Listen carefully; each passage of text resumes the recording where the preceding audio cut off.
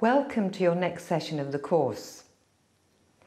During this session, we're going to be going back over what you've already learnt and connecting them.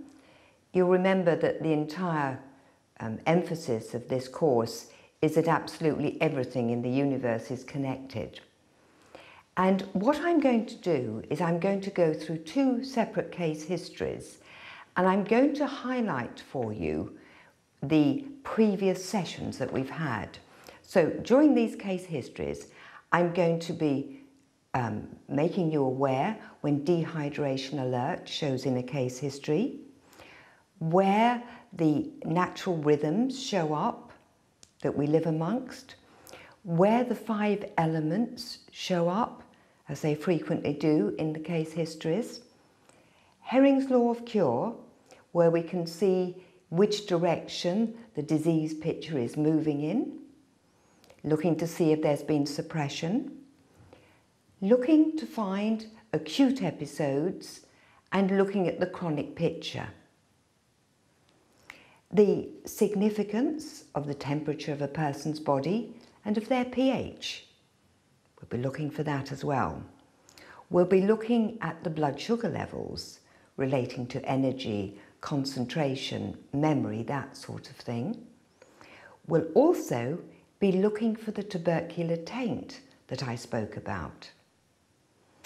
And also looking to see the difference between the Pasteur approach to disease and the Béchamp approach to disease. And also, very importantly, looking at light centres and energy centres and oil and the utilisation of light. So you might want, after this session, to go back and recap on the previous ones, but everything you've learnt so far, we're now going to use in looking at two case histories that is going to be very helpful when you want to help to empower the person or explain why things have happened.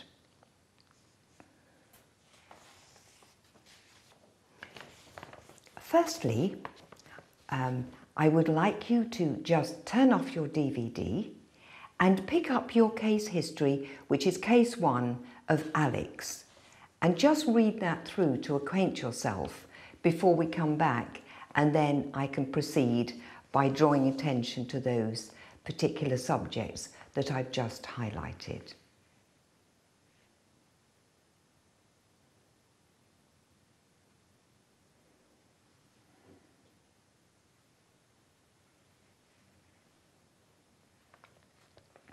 So Alex, we noticed, is a young man, 29 years of age, and he's telling me that he's come because he's suffering from Crohn's disease.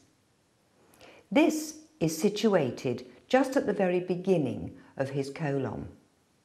So we know there that we're talking about the metal element, so a disease manifestation in the metal element.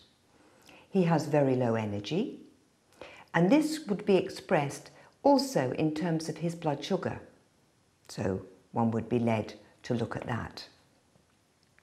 Very, very high anxiety. And from your 5 elements, you'll remember that fear and anxiety is situated in the kidneys. So he's telling me something about his kidneys, and because the water element is in trouble, he's actually telling me about his dehydration.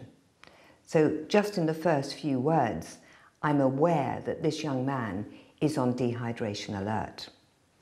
He also has difficulty with sleeping, and this is actually related to the rhythm of the bowel, which is the same as the brain rhythms when sleeping, but it's also actually telling me about blood sugar. Then we start to look from top to bottom. Motivation is down.